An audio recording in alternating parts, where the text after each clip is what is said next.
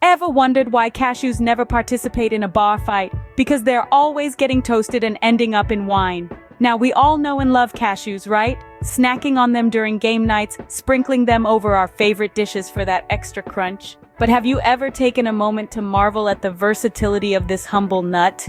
No? Well, let's fix that, shall we? Cashews, my friends, are not just your ordinary run-of-the-mill nut. They're the life of the party, the toast of the town, quite literally.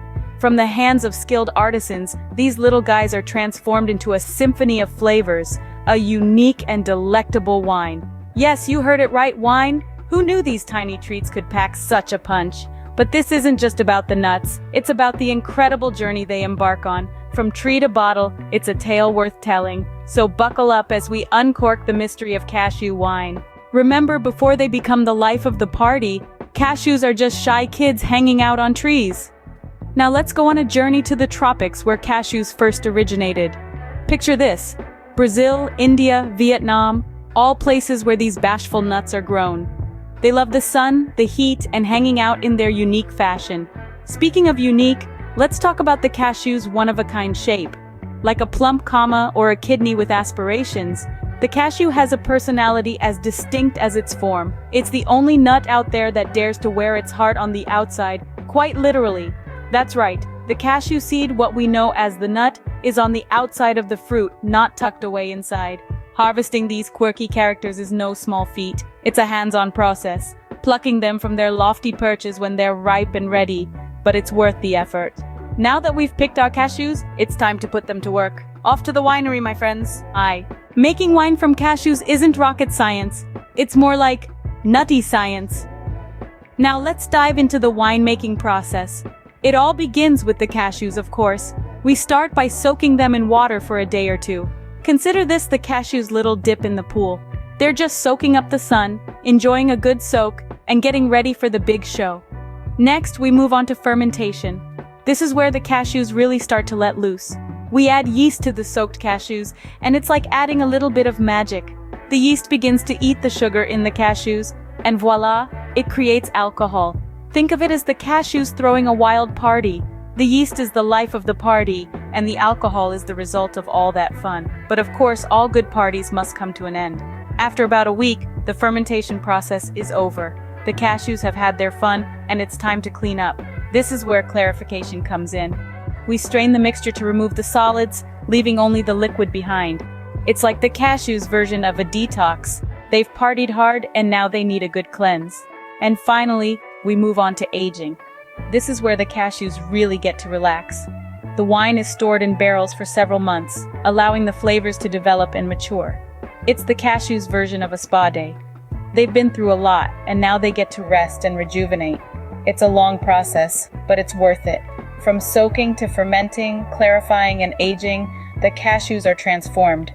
They go from being simple nuts to a sophisticated, flavorful wine. And just like that, we've turned a handful of cashews into a bottle of wine. It's not rocket science, it's nutty science. After their spa day, our cashews are now ready to party. Next stop, the bottle. What happens when you bottle up a cashew spirit? You get a party ready to pop. So how does this magic happen? The bottling process is like a grand finale, the final act of a play, where the cashew takes a deep breath, dons a tuxedo, and gets ready to dazzle the world. First, the wine, fresh from fermentation, is siphoned into bottles. This is a delicate operation, almost like a ballet dance. There's a rhythm to it, a harmony that's as beautiful to watch as it is crucial to the process. Next, we have the cork, the gatekeeper of the bottle. It's not just a piece of wood, oh no. It's a vigilant guardian tasked with keeping the wine safe from the harsh outside world while letting it age gracefully inside. The cork has an important job, you see. It needs to keep the air out while allowing the wine to breathe.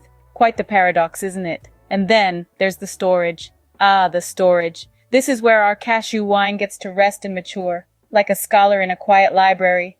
The perfect storage is like a 5-star hotel for wines, complete with room service and a do not disturb sign. It's cool, it's dark, and it's peaceful. This is where the true magic happens, where the wine develops its sophisticated character. Meanwhile, our cashews are waiting with bated breath, ready to be uncorked. It's like they're backstage, waiting for the curtain to go up. They've rehearsed their lines, they've perfected their performance, and now they're ready to take the stage. When you finally pop the cork, it's like applause. The cashews take a bow, and the performance begins. Every sip is a scene, every bottle a story. The anticipation, the reveal, the first taste, it's all part of the show. And there you have it, from a humble nut to a classy wine. Cashews sure know how to climb the social ladder. So, what's the moral of our nutty story, you might ask? Well, it's simple really. If a humble cashew can transform into a deliciously sophisticated beverage, then truly anything is possible. Let's think back on our journey. We've seen how our dear cashew friend goes from being a simple nut to a wine connoisseur's delight. It starts its life on a tree, gets a suntan, takes a steamy bath, and then gets to hang out in a barrel for a while. Not a care in the world. You know, it's funny to think that these cashews have a better social life than most of us. They're always out partying in barrels while we're stuck at home, probably watching videos about cashew wine. But let's not forget, the magic doesn't happen overnight. It's a process that takes time, patience, and a little bit of science.